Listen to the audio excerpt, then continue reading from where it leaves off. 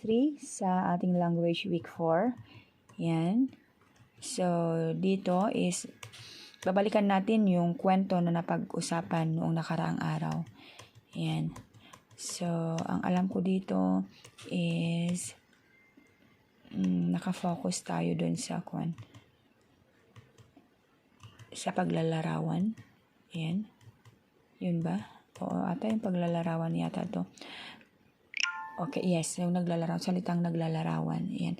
Yung kung mapapansin niyo yung mga lesson natin, halimbawa yung pangalan, yung salitang kilos, naglalarawan, paikot-ikot lang po siya sa ating mga ibang lessons.